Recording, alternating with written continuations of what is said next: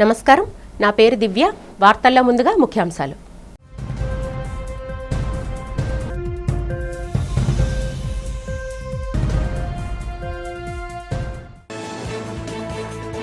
అనకాపల్లి నూకాలమ్మ అమ్మవారిని దర్శించుకున్న హోంమంత్రి బంగళపూడి అనిత. ఆలయ మర్యాదలతో స్వాగతం పలికిన అధికారులు, అర్చకులు.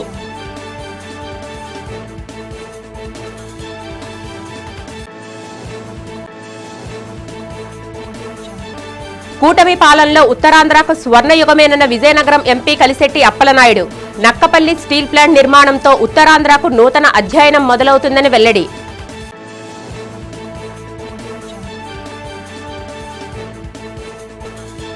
మానవత్వం చాటుకున్న గాజువాక ఎమ్మెల్యే టీడీపీ రాష్ట్ర అధ్యక్షుడు పల్లా శ్రీనివాస్.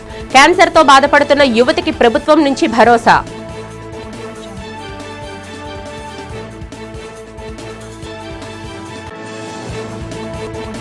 నగరంలో ఘనంగా జరిగిన శిష్టకరణ ఉగాది సేవా పురస్కార వేడుకలకు ముఖ్య అతిథిగా పాల్గొని పలువురు కుటుంబ సభ్యులకు పురస్కారాలను అందజేసిన RP Patnaik.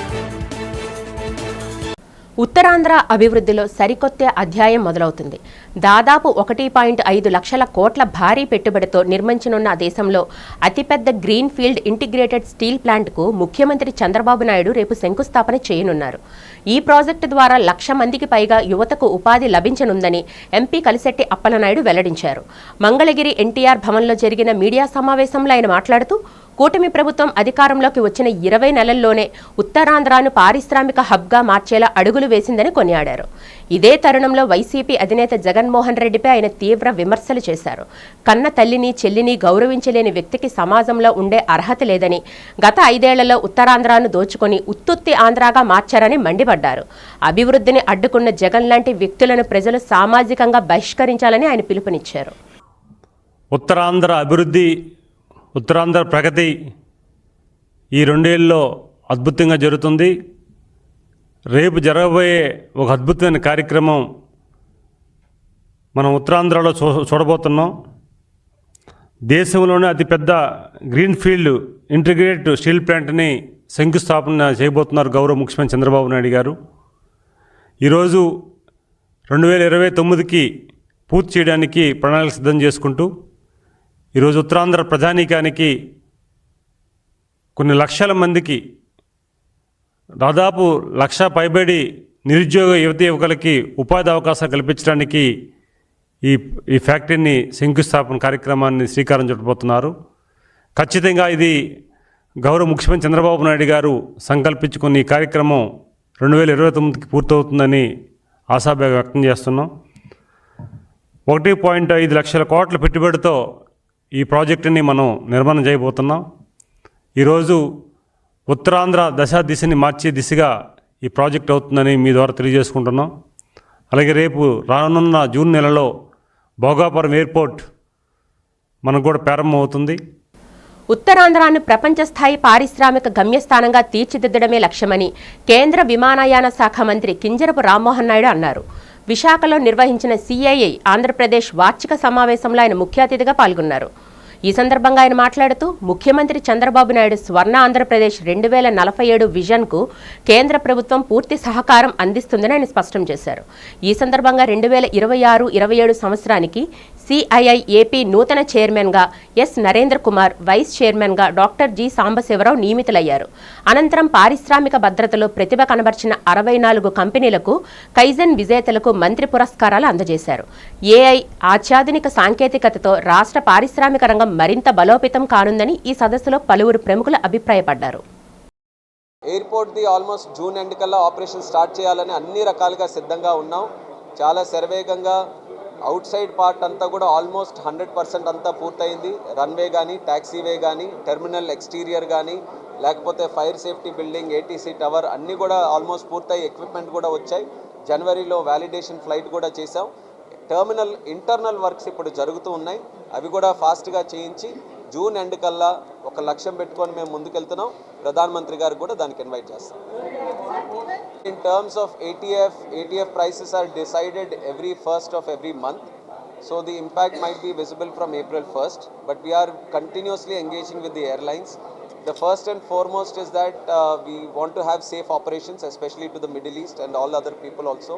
And the second thing, the kind of impact, the economic impact it might create on the airlines and its operations. We are taking feedback from the airlines, and we are in discussion because it is a departmental exercise. Civil aviation, external affairs, then petroleum and natural gas. So all the ministries have to combinedly sit and do it. In the interest of passengers, we will definitely try to see what best we can do to the airlines. Uttarandhra ఇలవేల్పు కోర్కెలు తీర్చే కొంగు బంగారంగా వెలుగొందుతున్న అనకాపల్లి శ్రీ నూకాంబిక అమ్మవారిని రాష్ట్ర హోంమంత్రి అనిత దర్శించుకున్నారు. జిల్లా collector విజయకృష్ణన్తో కలిసి ఆలయానికి చేరుకున్న మంత్రికి ఆలయ అధికారులు, అనకాపల్లి ఎమ్మెల్యే కొణతాల రామకృష్ణ ఘనంగా స్వాగతం పలికారు.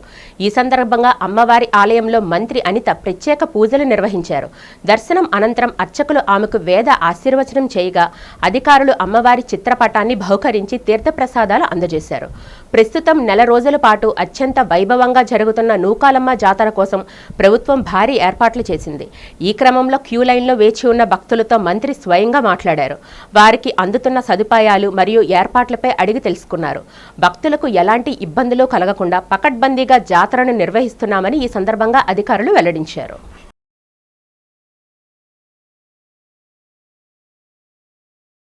నెల్లూరు జిల్లాలో కూటమి ప్రభుత్వం అమానుషంగా వ్యవహరిస్తుందని మాజీ మంత్రి కాకాణి గోవర్ధన్ రెడ్డి మండిపడ్డారు.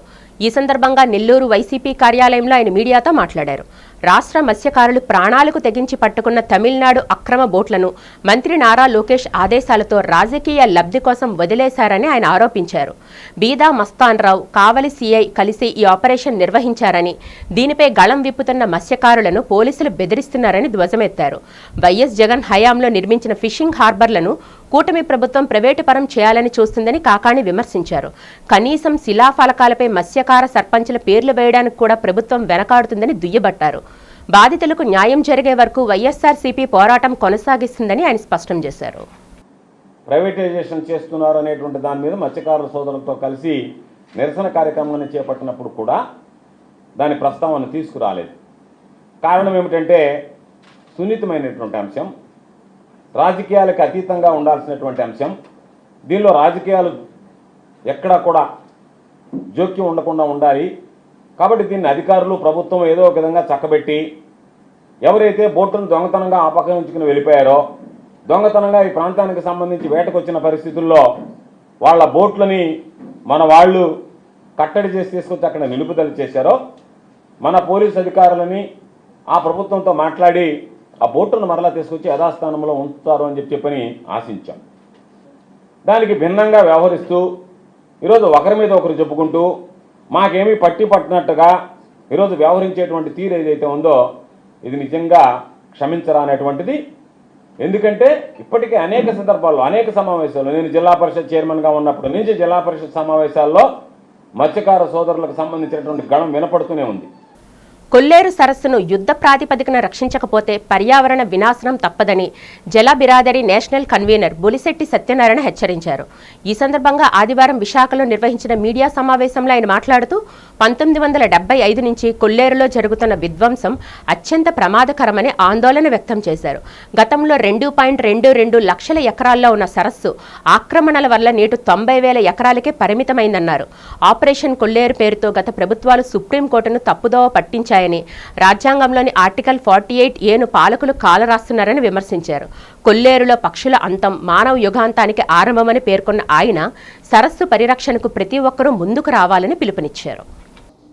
ఒక 50 ఏళ్ళ మ్యాప్ 1975 నుంచి 2025 వరకు. నేను త్వరలో మళ్ళీ మీ సమావేశంలో మీకు చెప్తాను. ప్రతి సంవత్సరం ఎంత కబ్జా అయింది, ఎవరి హయాంలో కబ్జా అయింది, ఆ టైంలో ఎవరు ఫారెస్ట్ అధికారి ఉన్నారు, ఎవరు ఎన్విరాన్మెంట్ మినిస్టర్ ఉన్నారో కూడా మీకు చెప్తా. ఎందుకంటే నేను దాన్ని గత 4 నెలలుగా డే అండ్ నైట్ రీసెర్చ్ చేసి ఆ మ్యాప్స్ తయారు చేసాం. ఇప్పుడు ఏంటంటే ఏ గవర్నమెంట్ హయాంలో ఎంత కబ్జా అయింది, ఇప్పుడు గవర్నమెంట్ కూడా ఎంత కబ్జా అయింది, ఈ గవర్నమెంట్ హయాంలో కూడా ఎంత కబ్జా అయింది అని చెప్పి నేను డేటా మీ ముందును పెడతా. సో దీని ప్రకారంగా ఏంటంటే ఎవరు తప్పు చేసినా తప్పు అనేటట్టుగా మీడియా ఉండాలి. నేను మీడియా మిత్రులు కోరేది ఏంటంటే సమాజ శ్రేయస్సే మనకి. మీరు లేకపోతే స్వాతంత్రం వచ్చేది కాదు. ఇప్పుడు మీరు పూనుకోకపోతే ఇటువంటి భావితరాలకు చెందిన ఆస్తిని మనం కాపాడుకోలేం. కాబట్టి దయచేసి నేను రిక్వెస్ట్ చేస్తున్నది ఏంటంటే ఈరోజు మీ ద్వారా ప్రధానమంత్రి గారికి, మన ముఖ్యమంత్రి గారికి, అలాగే కేంద్ర ఎన్విరాన్మెంట్ మినిస్టర్ యాదవ్ గారికి, మన రాష్ట్ర ముఖ్యమంత్రి చంద్రబాబు నాయుడు గారికి, పవన్ కళ్యాణ్ గారికి కూడా మా పర్యావరణ శాఖ మంత్రికి కూడా నేను ఈమెయిల్స్ పంపించడం జరిగింది, లెటర్స్ పంపించడం జరిగింది. ఆ లెటర్స్ కూడా నేను మీడియాకి రిలీజ్ చేస్తున్నా. మీ ద్వారా అది వెళ్ళాలి. ఎందుకంటే ఇంకా నేను ఆల్రెడీ చాలా ఉత్తర ప్రత్యేకాలు జరిగినాయి, కానీ ఎవరు పట్టించుకోవడంలా. మన దేశంలో పట్టించుకోలేదు, కానీ రామ్సార్ నుంచి రెస్పాన్స్ వచ్చింది నాకు. ఈ పరిస్థితి చాలా ప్రమాదకరంగా ఉంది, దీనికి సంబంధించిన మరిన్ని వివరాలు ఇవ్వండి, మేము కేంద్రంతో కూడా మాట్లాడతామని. గాజువాక నియోజకవర్గంలో ఎమ్మెల్యే పల్లా శ్రీనివాసరావు మానవత్వాన్ని చాటుకున్నారు. పెదగంట్యాడ మండలం 76వ వార్డు హెచ్పీ కాలనీకి చెందిన 21 ఏళ్ల నాగ సౌందర్యలహరి గత కొంతకాలంగా మజిల్ క్యాన్సర్తో బాధపడుతుంది. తండ్రి ఆటో డ్రైవర్ కావడంతో వైద్యానికి అయ్యే భారీ ఖర్చును భరించలేక ఆ కుటుంబం తీవ్ర ఇబ్బందుల్లో ఉంది. ఈ క్రమంలో మెరుగైన వైద్యం కోసం తన ఆటోలోని భార్యా కూతురుని తీసుకొని ఆ తండ్రి ఎమ్మెల్యే వద్దకు వచ్చారు. విషయం తెలుసుకున్న పల్లా శ్రీనివాసరావు స్వయంగా ఆటో వద్దకే వెళ్లి బాధిత యువతిని పరామర్శించారు. ఆమె ఆరోగ్య పరిస్థితిని అడిగి తెలుసుకున్న ఆయన వెంటనే హోలీబాబా క్యాన్సర్ ఆసుపత్రి యాజమాన్యంతో మాట్లాడి మెరుగైన చికిత్స అందించాలని సూచించారు. నాగ సౌందర్య లహరి వైద్యానికి అయ్యే పూర్తి ఖర్చును ప్రభుత్వ పరంగా భరిస్తామని, ఆ కుటుంబాన్ని అన్ని విధాలా ఆదుకుంటామని ఆయన హామీ ఇచ్చారు. ఎమ్మెల్యే స్పందించిన తీరుపై యువతి తల్లిదండ్రులు కన్నీటి పర్యంతమవుతూ కృతజ్ఞతలు తెలియజేశారు. మా పాపకి మజిల్ క్యాన్సర్ వచ్చిందండి, అదే బోన్కి సంబంధించింది. అయితే దానికేమో ఓమీ బాబాకి తీసుకెళ్ళామండి. ఫస్ట్ చాలా హాస్పిటల్ తీసుకెళ్ళాము, టెస్టులు చేశారు, కానీ ఏమీ కాదని చెప్పారు, క్యాన్సర్ కాదన్నారు. కానీ లాస్ట్లో డిసెంబర్ 12వ తారీఖుని ఓమీ బాబాలోని అదే బయాక్స్ను పెట్ స్కాన్ చేసి క్యాన్సర్ అంతా స్ప్రెడ్ అయిపోయింది, తొడంతా స్ప్రెడ్ అయిపోయింది, అలాగే లంగ్స్కి కూడా వెళ్ళిపోయింది అని చెప్పారండి. అయితే మా హస్బెండ్ గారిని అడిగారు మీరు ఏం చేస్తారని. మా ఆయన గారు ఆటో డ్రైవర్ అన్నారు. అనగానే డాక్టర్ గారు ఏమో టాబ్లెట్స్కి వెళ్ళిపోండి అన్నట్టు మాట్లాడారు. లేదండి మేము ఏమైనా అవకాశం ఉంటే ఖర్చు పెట్టుకుంటాం, ఏమైనా ట్రీట్మెంట్ చెప్పండి అంటే ఒక్కొక్క ఇంజక్షన్ 3 లక్షలు అలా 3 సార్లు వేయించాలి, అవన్నీ మీరు తట్టుకోలేరు, టాబ్లెట్స్కి వెళ్ళండి అని అన్నారండి. అప్పుడు మేము టాబ్లెట్స్కి వెళ్ళకుండా వేరే ఆయుర్వేదంకి వెళ్ళాము. అది తొందరగా క్లియర్ అవ్వట్లేదని పచ్చిమది చేయాల్సి వస్తుందని మళ్ళీ ఓమీ బాబాకి వచ్చామండి. మళ్ళీ పెట్ స్కాన్ చేసి అలాగే ఉందని చెప్పి టాబ్లెట్స్ ఇస్తున్నారు. పాప అయితే కాళ్ళు నొప్పితో చాలా బాధపడుతుందని మా ఎమ్మెల్యే గారి దగ్గరికి రావడం జరిగింది, పల్లా శ్రీనివాస్ గారి దగ్గరికి. ఆయన అయితే మాకు హామీ ఇచ్చారని మీ పాపకి అయ్యే అమౌంట్ అది నేను చూస్తానమ్మా, ట్రీట్మెంట్ కూడా మాట్లాడతానని చెప్పారండి. సార్కి చాలా ధన్యవాదాలండి. ఒక ఇంజెక్షన్ చేయించుకోవాలంటే సుమారుగా ₹1,00,000 పైన అవుతుందని చెప్పేసి వాళ్ళు హాస్పిటల్లో చెప్పడం. ఆయన ఏంటంటే ఆ అమ్మాయి ఫాదరు ఆటో డ్రైవర్, ఆ మదర్ ఏంటంటే గృహిణి. వాళ్ళకి ఆర్థిక పరిస్థితి బాగోక మీరు ₹1,00,000 అవుతుందమ్మా ఇంజక్షన్, మీ ఆయన ఏం చేస్తున్నట్టయితే మా ఆయన ఆటో డ్రైవర్ అని చెప్తే వాళ్ళు వెంటనే టాబ్లెట్ ఇస్తామమ్మా మీరు వాడియండి అమ్మా అని చెప్పేసి అనే పరిస్థితి చాలా దారుణం ఉంది. వెంటనే నాకు వచ్చి చెప్తే వెంటనే ఎమ్మెల్యే గారిని తీసుకెళ్ళి ఎమ్మెల్యే గారిని పేషెంట్ దగ్గర తీసుకొచ్చి ఎటువంటి మెడికల్గా నీకు ఎటువంటి అవసరాన్ని నేను చేసి పెడతానని చెప్పేసి ఎమ్మెల్యే గారు హామీ ఇవ్వడం. వెంటనే ఓమీ బాబాకు ఫోన్ చేసి అక్కడ ఎవరైతే ఇచ్చారన్నారో నాగేశ్వర గారు ఫోన్ చేసి అమ్మాయికి ఎంత ఖర్చు అయినా సరే ప్రభుత్వం నేను చేయిస్తాను, ఇమ్మీడియట్గా ఎస్టిమేషన్ ఇవ్వండి, అమ్మాయికి ముందు ట్రీట్మెంట్ స్టార్ట్ చేయమని చెప్పేసి చెప్పడం చాలా సంతోషకర విషయం. ఎందుకంటే పేదవాడిని ఆదుకుంటేనే మనకి నిజమైన మనకి భగవంతుడు చల్లగా చూస్తాడు. డబ్బులతోనే వ్యాపారం చేసి ఒక పేద ప్రజలను ఇబ్బంది పెడదామంటే కరెక్ట్ కాదు. డబ్బు ఇచ్చేవాడు ఉంటాడు, డబ్బులు ఇవ్వలేని ఉంటాడు. డబ్బు ఇవ్వలేనివాడికి డబ్బు ఇచ్చినవాడికి ఒకలాంటి ట్రీట్మెంట్ చేయగలిగితేనే హాస్పిటల్ కూడా ముందుకెళ్ళే పరిస్థితి ఉంటుంది. నగరంలో రామ్నగర్ విఎంఆర్డీఏ ఫంక్షన్ హాల్లో శిష్టకరణ సేవారత్న పురస్కార ప్రధానోత్సవ కార్యక్రమం అత్యంత వైభవంగా జరిగింది. కీర్తిశేషులు అమ్మాజమ్మ సూర్యప్రకాశ్రావు మెమోరియల్ చారిటబుల్ ట్రస్ట్ శిష్టకరణ సేవారత్న పురస్కార కమిటీ సంయుక్త ఆధ్వర్యంలో నిర్వహించిన ఈ సభకు ట్రస్ట్ వ్యవస్థాపక అధ్యక్షులు ప్రముఖ న్యాయవాది ఎస్ఎన్కే మహంతి అధ్యక్షత వహించారు. ఈ కార్యక్రమానికి ప్రముఖ సంగీత దర్శకులు, నేపథ్య గాయకులు ఆర్పి పట్నాయక్ ముఖ్య అతిథిగా హాజరై సమాజ సేవలో విశేష కృషి చేసిన అమరులైన శిష్టకరణ కుల ప్రముఖుల కుటుంబ సభ్యులకు పురస్కారాలను అందజేశారు. ఈ సందర్భంగా ఆర్పి పట్నాయక్ మాట్లాడుతూ తల్లిదండ్రుల ఆశీస్సులే శ్రీరామ రక్ష అని, వారి జ్ఞాపకార్థం ఇలాంటి సేవా కార్యక్రమాలు నిర్వహించడం అభినందనీయమని కొనియాడారు. శిష్టకరణ సంక్షేమ కార్పొరేషన్ మాజీ చైర్మన్, ట్రస్ట్ అధ్యక్షురాలు అనూషా పట్నాయక్, ఎస్ఎన్కే మహంతి, ఉపాధ్యక్షురాలు అమృత పట్నాయక్లు మాట్లాడుతూ అమ్మాజమ్మ సూర్యప్రకాశ్రావు మెమోరియల్ చారిటబుల్ ట్రస్ట్ మరియు శిష్టకరణ సేవారత్న పురస్కారంతో గౌరవించుకోవడం అదృష్టంగా భావించినట్లు వెల్లడించారు. ఈ కార్యక్రమంలో ట్రస్ట్ ప్రతినిధులు బెనర్జీ, హరినాథ్, శశి, పట్నాయక్ పాల్గొన్నారు. చాలా నోబుల్ థింగ్ ఇది. అంటే చాలా మందికి ఈరోజు ఈ శిక్షణాన్ని బీసీలుగా గుర్తించడానికి ప్రయత్నం చేసిన, అంటే కష్టపడి ఎవరెవరైతే వారి యొక్క కాంట్రిబ్యూషన్, వారి యొక్క టైం, వారి లైఫ్ మొత్తం డెడికేట్ చేశారు, వారందరినీ గుర్తించడం చాలా చాలా ఇంపార్టెంట్ విషయం ఇది. అందుకు వారిని గౌరవిస్తున్న సందర్భంగా ఇలాంటి ప్రోగ్రామ్ తప్పకుండా రావాలనిపించి వచ్చానండి. అందుకు ఇది ధన్యవాదాలు తెలుపుకుంటూ మీ అందరి ఆశీర్వాదాలు కూడా తోడైనందుకు ఇంకా ముందు నేను చేయాలనుకున్న ప్రతి కార్యక్రమం కూడా మీ బెసినెస్ ఇలాగే ఉండాలి. శిష్టకర్ణ సామాజిక వర్గానికి సంబంధించి ఒక మంచి కార్యక్రమం చేపట్టడం జరిగింది. అందరూ కొంచెం బాధాతృప్త హృదయంతో ఈ కార్యక్రమం చేసిన, కానీ ఎవరైతే శిష్టకర్ణ సామాజిక వర్గానికి, కమ్యూనిటీకి, తద్వారా సమాజానికి, తద్వారా కమ్యూనిటీకి పేరొచ్చే విధంగా ఎవరైతే సేవ చేస్తున్నారో, ఆ రోజు బీసీడీ 2009లో వచ్చింది, కానీ దానికి ఒక సుదీర్ఘ ప్రయాణం అనేది ఉండింది. దానికోసం ఎంతోమంది పెద్దలు కష్టపడ్డారు. వారందరికీ ఒక ఘన నివాళులు కోవిడ్ తర్వాత, దానికి ముందర చాలామంది అమరులయ్యారు. వారందరినీ స్మరించుకునే విధంగా, వారి ఆశీస్సులు మనందరి కుటుంబాలపైన ఉండే విధంగా, అలాగే వారి ఆశయాలు మనందరిలోని మళ్ళీ దృఢంగా పాతుకుపోయే విధంగా ఈరోజు Ammajamma Suryaprakash Rao memorial charitable trust founder SNK Mahanti garu, అలాగే శిష్టకర్ణ సేవారత్న పురస్కార అవార్డు కమిటీ వారంతా కలిపి సంయుక్తంగా గౌరవనీయులు పెద్దలు, అలాగే ప్రముఖ మ్యూజిక్ డైరెక్టర్, ఫిల్మ్ డైరెక్టర్ అయినటువంటి మా అందరి శిష్టకర్ణ సామాజిక వర్గానికి ఒక తారా చుక్క ఆర్పి పట్నాయక్ గారు ఈరోజు ఇక్కడికి ఆహ్వానంగా చీఫ్ గెస్ట్గా విచ్చేయడం జరిగింది. ప్రతి శిష్టకర్ణానికి నా ఒక్క నమస్కారాలు. ఈ ప్రోగ్రాం సక్సెస్ఫుల్ అవ్వడానికి మా తండ్రి ఎస్ఎన్కే మహంతి గారు అడ్వకేట్ ఎంత కష్టపడ్డారో మాకు తెలుసు. దానికి మించి ప్రతి శిష్టకర్ణ కమిటీలో మెంబర్ తన ప్రోగ్రాం అనుకొని, మన ప్రోగ్రాం అనుకొని ప్రతి ఒక్కరు వాళ్ళ యొక్క ఫొటోస్నిచ్చి చాలా ఘనంగా ఏర్పాటు చేసిన ఈ కార్యక్రమాన్ని, చనిపోయిన వాళ్ళని నివాళులు అర్పిస్తూ చేసిన ఈ ప్రోగ్రామ్ని సక్సెస్ఫుల్ చేసినందుకు ఈ ట్రస్ట్ తరపున రెస్పాన్సిబిలిటీస్ అక్కడి చైర్పర్సన్గా, నన్ను వైస్ చైర్పర్సన్గా డాడీ ఇచ్చిన రెస్పాన్సిబిలిటీస్ని అతని జాడలో నడిచి మేము అది నిర్వర్తిస్తామని చెప్తూ, ఫోరం ఫర్ ఫాస్ట్ జస్టిస్ ఆధ్వర్యంలో న్యాయ సంస్కరణలపై విశాఖ ప్రెస్ క్లబ్లో కీలక సెమినార్ నిర్వహించారు. ఈ సందర్భంగా ఆర్గనైజేషనల్ ఆల్ ఇండియా ప్రెసిడెంట్ భగవాన్ జీ రియాన్ మాట్లాడుతూ, దేశంలో కోట్లాది కేసులు పెండింగ్లో ఉన్నాయని, న్యాయ వ్యవస్థలో తక్షణమే మార్పులు తీసుకురావాలని డిమాండ్ చేశారు. దీనిపై ఇప్పటికే కేంద్ర ప్రభుత్వానికి విన్నవించినట్లు తెలిపారు. స్టేట్ కన్వీనర్ అక్కిస బాలు మాట్లాడుతూ, పేదలకు న్యాయం అందించడంలో తమ సంస్థ అండగా ఉంటుందని భరోసా ఇచ్చారు.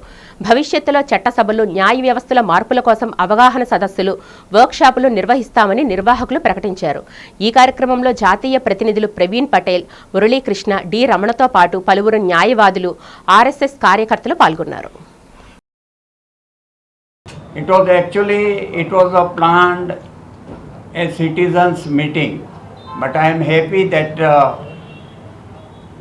most of the people over here are the press people, leading press people of the leading newspapers. I am happy that whatever happens today, in 1.5 hours, you will be reporting it, whatever actually and practically has been debated over here, and there will be quite a good time for the press to ask the questions. I am also happy, before I am being introduced to the audience, let me introduce Balu Akisa. Visakha steel plant భూములను అదానీ గ్రూప్కు కట్టబెట్టేందుకు కేంద్ర రాష్ట్ర ప్రభుత్వాలు కుట్ర పన్నుతున్నాయని CPM కేంద్ర committee సభ్యులు K Lokanatham కుమార్లు ఆరోపించారు. ఆదివారం ఏచూరి భవన్లో జరిగిన మీడియా సమావేశంలో ఆయన మాట్లాడుతూ, స్టీల్ ప్లాంట్కు చెందిన 1167 ఎకరాల భూమిని హస్తగతం చేసుకునేందుకు అదానీ ప్రయత్నిస్తున్నారన్నారు. దీన్ని ప్రజలందరూ అడ్డుకోవాలని పిలుపునిచ్చారు. గంగవరం పోర్టు తరహాలో స్టీల్ ప్లాంట్ భూములను కూడా ప్రైవేటు వ్యక్తులకు అప్పగించడం దారుణమన్నారు. ప్రభుత్వం వెంటనే 10,000 కోట్ల రూపాయల ప్యాకేజీ ప్రకటించి సొంత గనులు కేటాయించి ప్లాంట్ ఉత్పత్తి సామర్థ్యాన్ని పెంచాలని డిమాండ్ చేశారు. అలాగే వినియోగంలో లేని అదానీ భూములను ప్రభుత్వం వెనక్కి తీసుకోవాలని కోరారు. స్టీల్ ప్లాంట్ పరిరక్షణ పోరాటం 5 ఏళ్లు పూర్తవుతున్న సందర్భంగా ఏప్రిల్ 2న అఖిలపక్ష కార్మిక సంఘాల ఆధ్వర్యంలో పెద్ద ఎత్తున ఆందోళన చేపట్టనున్నట్లు సిపిఎం జిల్లా కార్యదర్శి వర్గ సభ్యులు ఆర్కేఎస్పీ కుమార్ ప్రకటించారు. ఈ సమావేశంలో పార్టీ నేతలు డాక్టర్ బి గంగారావు, వి కృష్ణారావు పాల్గొన్నారు. విశాఖ స్టీల్ ప్లాంట్కి పెను ప్రమాదం నిరంతరం ఉంటా ఉంది.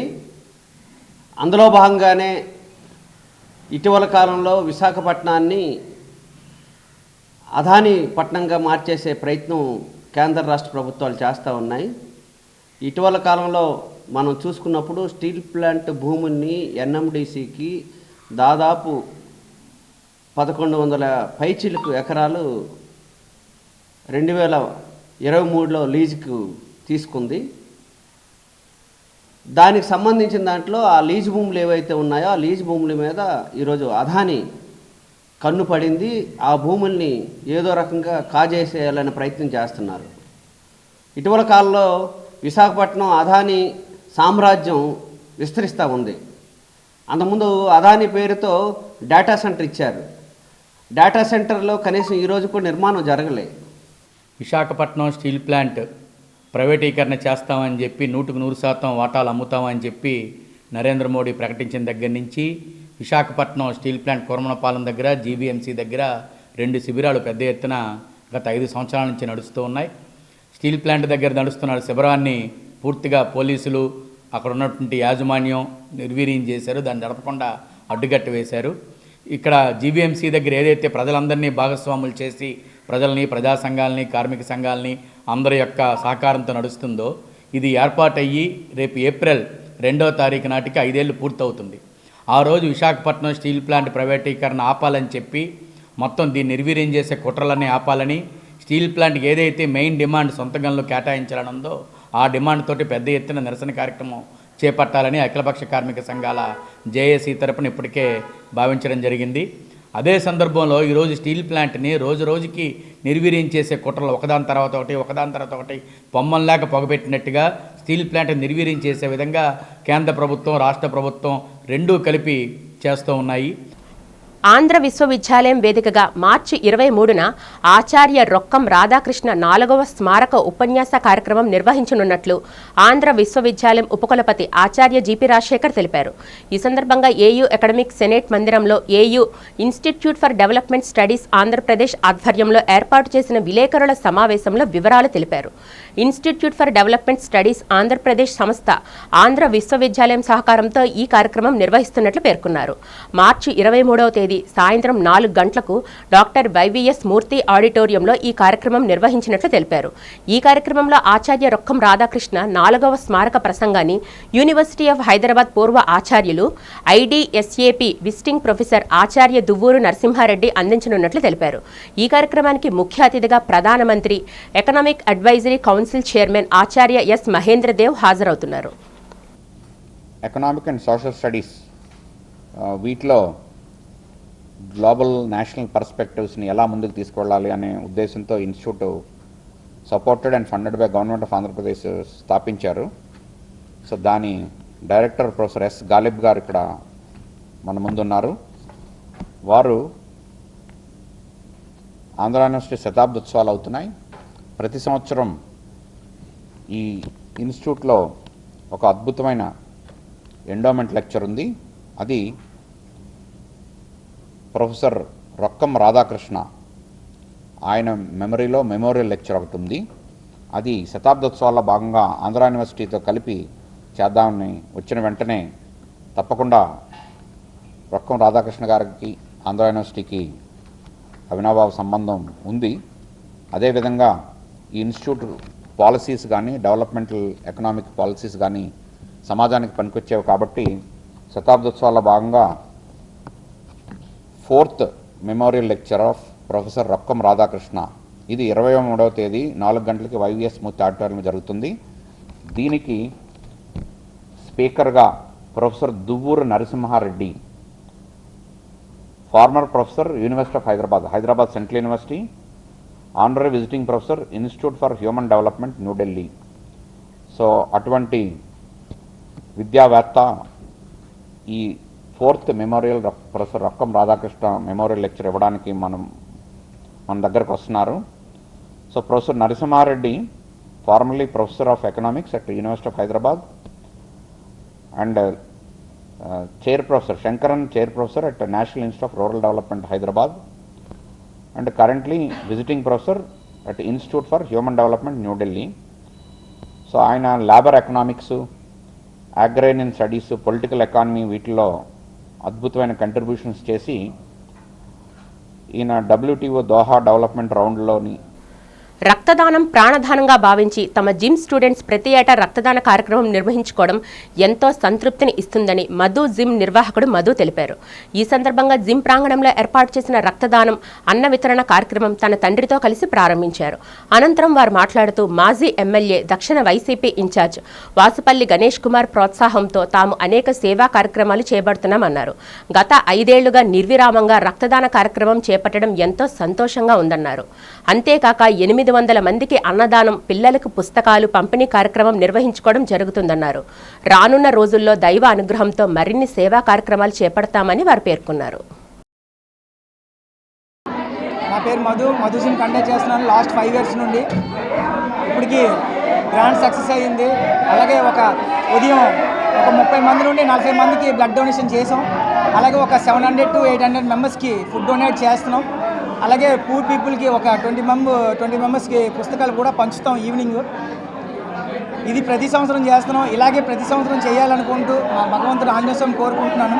అలాగే ఈ ఫంక్షన్ని గ్రాండ్ సక్సెస్ చేసినందుకు మా స్టూడెంట్స్కి కానీ, మా పేరెంట్స్కి కానీ, నా సపోర్ట్గా మా మిస్సెస్కి కానీ ఎప్పుడూ నాకు ఇలాగే సపోర్ట్ చేస్తుండాలని, ఇలాగే మేము ముందుకు వెళ్తుండాలని మరీ కోరుకుంటున్నాను. Thank you very much. మీ అందరికీ ధన్యవాదాలు.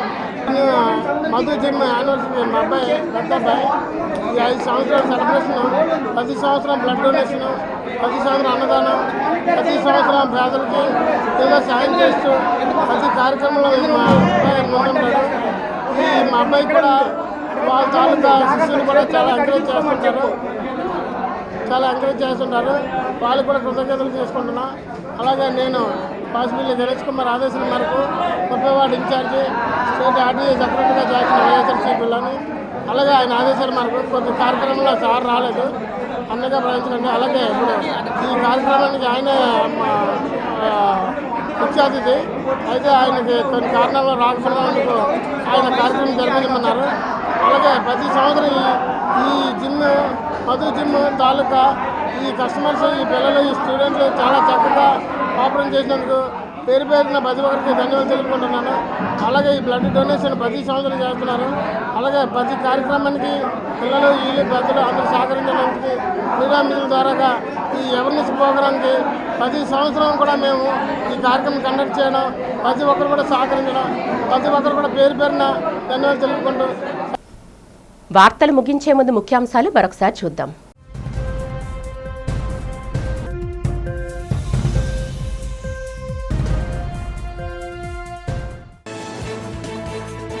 అనకాపల్లి నూకాలమ్మ అమ్మవారిని దర్శించుకున్న హోంమంత్రి బంగళపూడి అనిత.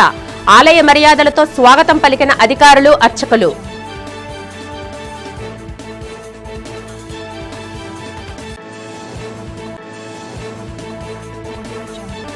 కూటమి పాలనలో ఉత్తరాంధ్రకు స్వర్ణయుగమేనన్న Vizianagaram MP Kalisetti Appalanaidu. Nakkapalli steel plant నిర్మాణంతో ఉత్తరాంధ్రకు నూతన అధ్యయనం మొదలవుతుందని వెల్లడి.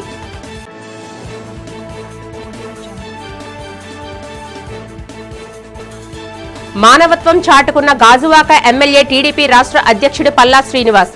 క్యాన్సర్తో బాధపడుతున్న యువతికి ప్రభుత్వం నుంచి భరోసా.